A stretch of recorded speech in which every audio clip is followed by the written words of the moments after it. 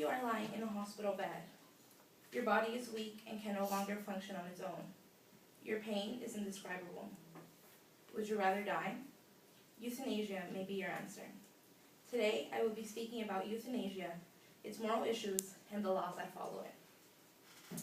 According to Medical News Today, euthanasia is to take a deliberate action with the express intention of ending a life to relieve intractable suffering.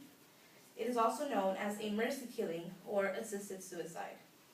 The word euthanasia spans from Greek roots meaning good death. Euthanasia continues on to divide into two sections, voluntary and involuntary. According to an entry by Robert Young, voluntary euthanasia is when a person is clearly competent and voluntarily requests to be held by the doctor to die.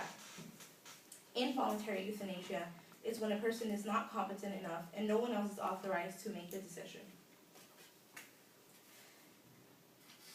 The procedure of euthanasia is also divided into two sections, passive and active. In an article by Wilkinson and Garrett, passive euthanasia involves withdrawing life-prolonging medicinal treatment in order to bring upon death. Active euthanasia is when someone other than the patient commits the action to end the life, but for example, by injecting the patient with a lethal dose. Now that we understand what euthanasia is, different sections, and procedures that follow it, I will now speak about the moral issues. The biggest moral issue about euthanasia is religion. In an essay in the book,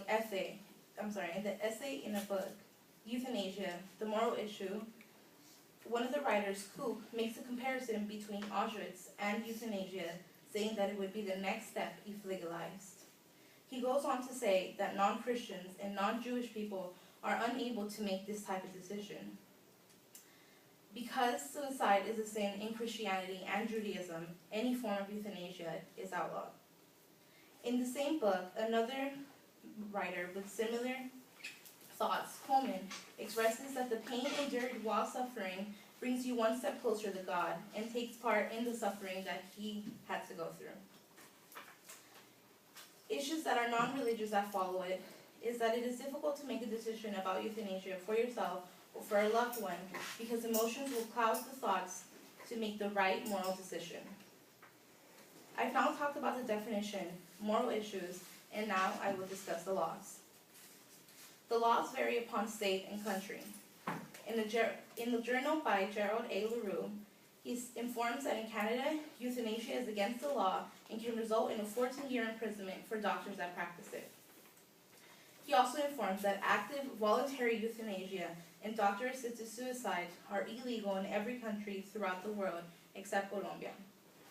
According to procon.org, in the United States, 36 states have specific laws prohibiting all assisted suicides. 7 states prohibit all assisted suicides under the common law. 4 states do not have a law in regards to assisted suicide, and 3 have legalized it. The 3 states that have legalized it are Montana, Oregon, and Washington. In Montana, it was legalized in 2009 in the Montana Supreme Court case Baxter v. Montana, where an elderly man suffering from lymphatic leukemia asked that a constitutional right be placed in order to provide aid in dying. In order to have euthanasia performed on you, you need to be a resident of Montana. In Oregon, it was legalized in 1994 by 51% voter approval in the Death with Dignity Act. In order to qualify, you need to be a resident, at least 18 years old, have 6 months or less left to live, and make 2 oral requests, 15 days apart, and 1 written request to the doctor. In Washington, it was legalized in 2008 by 58% approval on the Death with Dignity Act. The guidelines are the same as Oregon. Today I spoke about the different definitions of euthanasia, the moral issues that follow it, and the laws that prevent or prohibit it. Assisted suicide is a decision that no one hopes to have to make in the future for themselves or for a loved one. However, it leaves you wondering, whose hands is your life really in?